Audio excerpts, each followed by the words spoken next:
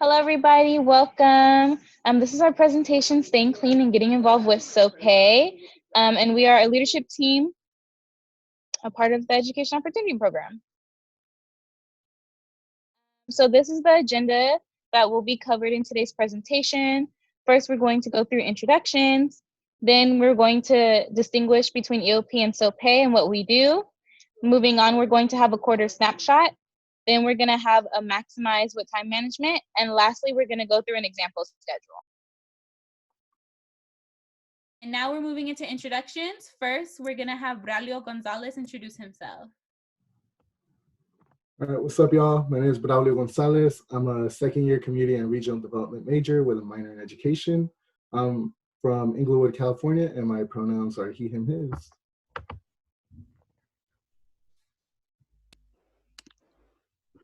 Hello, everyone. My name is Jennifer. I am a third-year communication and sociology organizational studies double major. My pronouns are she, her, and hers, and I'm from South Central LA.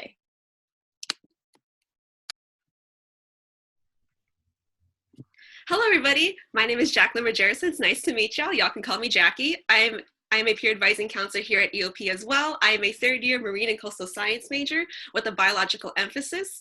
My pronouns are she, her, and hers, and I come from Union City, California.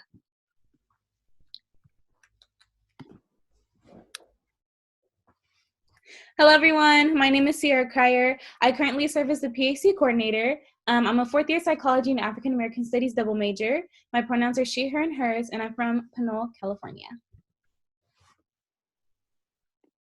So I know in the title screen it says staying clean and getting involved with SOPE. This might have some of y'all asking yourselves, what in the world is SOPE? SOPE is the social and personal leadership team of EOP. We are in charge of making fun events for you to get to know the people in your community and engage them in a social manner.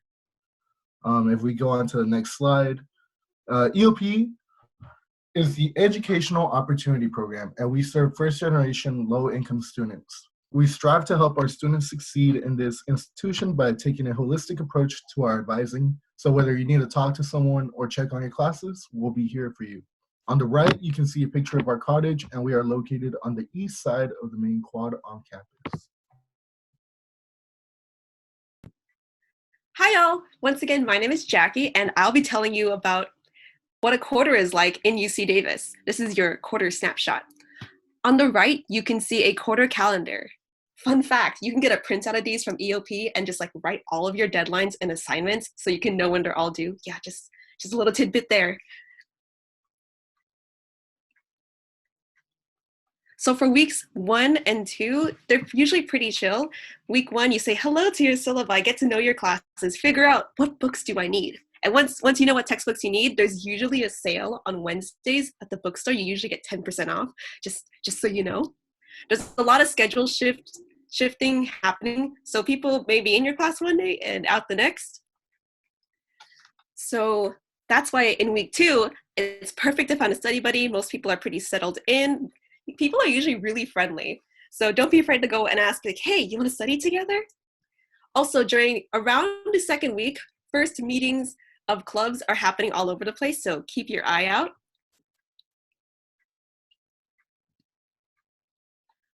From weeks 3 to 10, it's what we call midterm season. There are exams, papers, projects, and deadlines. I have color-coded it here by intensity. The intensity that you may experience will vary because everybody has a super duper different schedule. There are many events throughout the quarter to de-stress, socialize, and build your community. Therapy Fluffies is one of them. I'll be going over more of these types of events in a little bit. And then, of course, at the end of the quarter is what we call finals week, where you have all of your exams.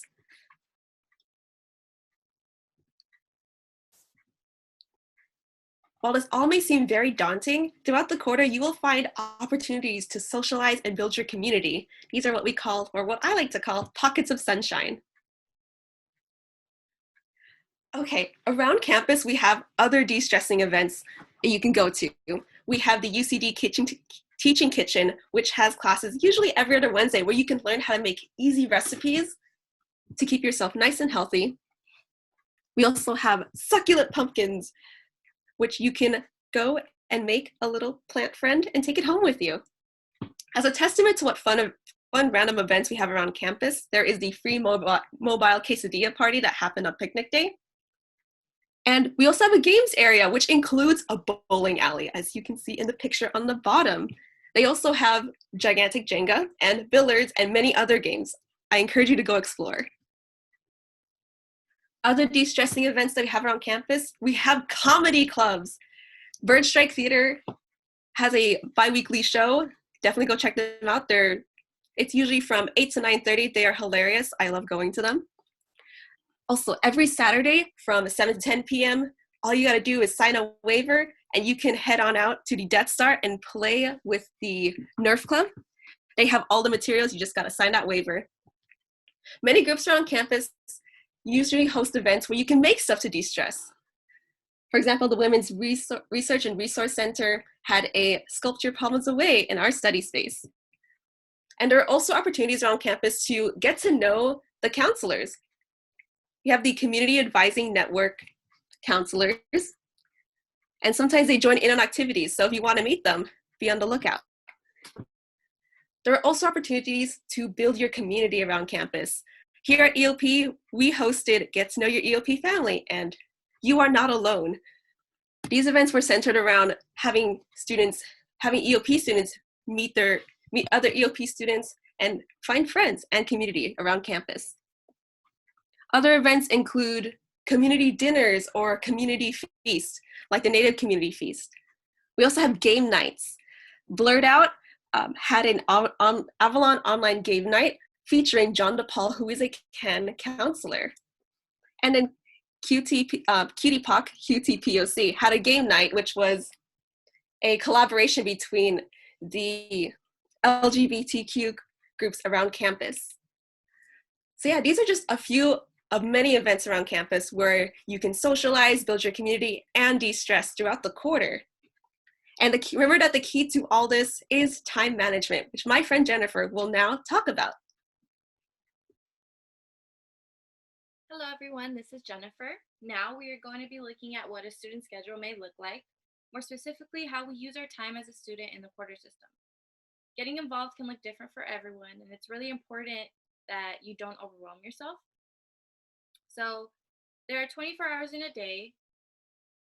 So how many hours do we have in a week? It depends.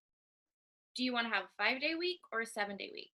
Some people may choose to only have a 5-day week to have the weekend free to do whatever they'd like. But for this instance, we are going to say we want to have a 7-day week, which means that we have 168 hours throughout the week. The reason we're doing this is because getting involved can look different for everyone, and it's really important that you don't overwhelm yourself. Being a student at UC Davis, your schedule seems flexible, but trust me, you need to stay on top of it, so you need to make sure you know where your time is going. So to me, this is one of the most important things that our time is taken by, and that is sleep. On average, the healthy thing to do is sleep 7 to 9 hours a day. I personally love sleep, so let's say you sleep 8 hours. For me personally, if I sleep any less than 8 hours, I'll be super tired throughout the day, but that's just me. If you're sleeping 8 hours each day out of the week, then that means that you are using 56 hours out of the week to sleep. So now we only have 112 hours left out of 168 hours. Then, as a UC Davis student, what is one of the most important things that we do? Why did we all choose to come to UC Davis?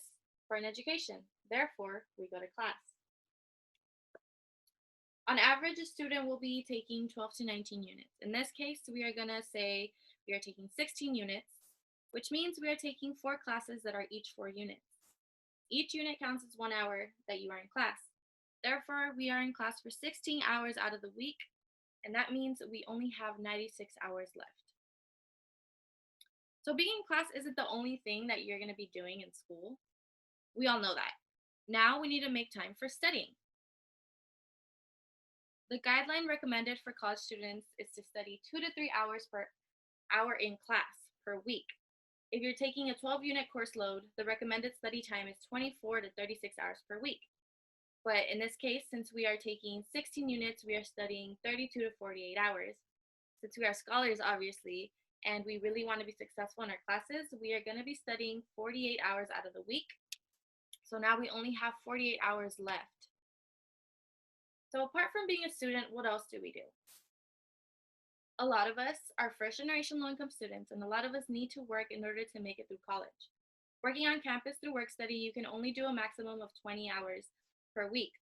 Some of you may want to work more, but be mindful about this. In this case, we are going to say we work 20 hours per week, so now we only have 28 hours left.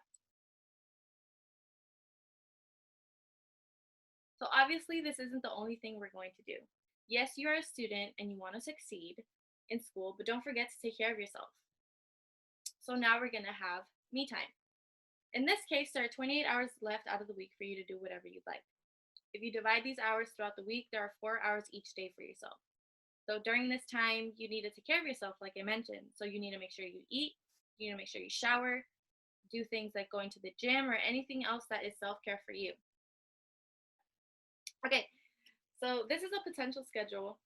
You want to make sure everything is equally distributed throughout the week. If you decide not to study one day, you're going to have to find time to make those hours up later.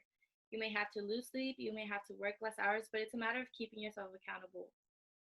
So now I am going to show you my schedule and the way I have divided my hours.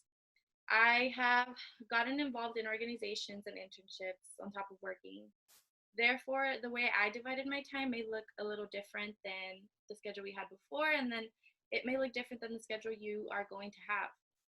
So as you can see, like I mentioned, I love my sleep, so I will make sure I sleep at least 8 hours a day. So I use 56 hours out of the week for my sleep, and I am taking 16 units currently, so I am in class for 16 hours, and I should be studying 48 hours out of the week.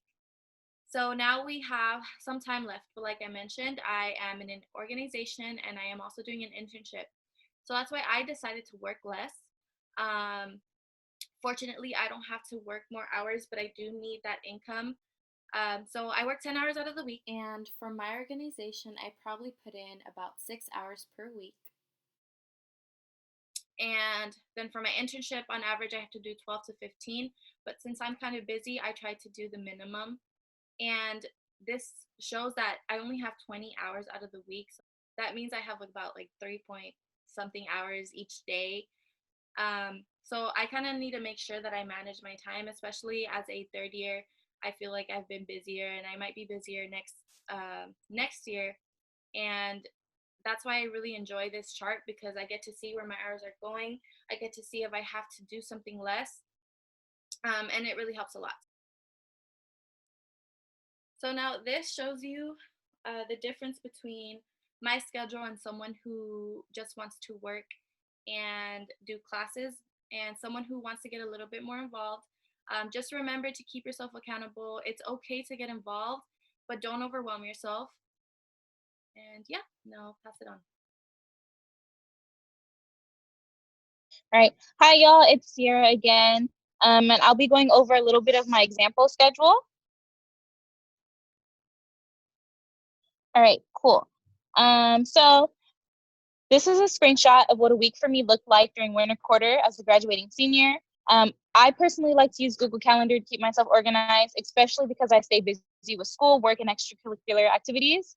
This was specifically week 8, so it was a little hectic considering it was almost end of the quarter. So all of my boxes in red are meetings, events, and reminders outside of work and school that I intend on attending. The boxes in blue are related to my work as a PAC coordinator with the Education Opportunity Program. And I'm also a part of an organization for students interested in student affairs called NUF, which is my yellow box on Wednesday, which is our bi-weekly meeting. I also have green, purple, and gray boxes. Those were my 3 classes that I took winter quarter. And this overall is just an example of what a week may look like as an undergraduate here at Davis. Your schedule might be lighter or it might be heavier than this, but it all really comes down to how much you're comfortable with balancing during your time here. So all of this to say, not everybody's schedules look like this. People can have lighter schedules. People can have heavier schedules than this.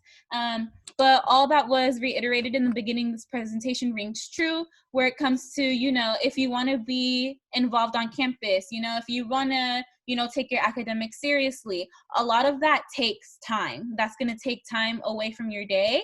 And incorporating good time management skills, good tracking skills like utilizing a planner or utilizing a Google Calendar such as this will be able to help you juggle all of that and still feel like you're living life fully and you're not really stressed about your time. All right, y'all. So that's the end of the video. Thank you so much for tuning in. And if you have any questions at all, feel free to email eop@ucdavis.edu. Thank you so much.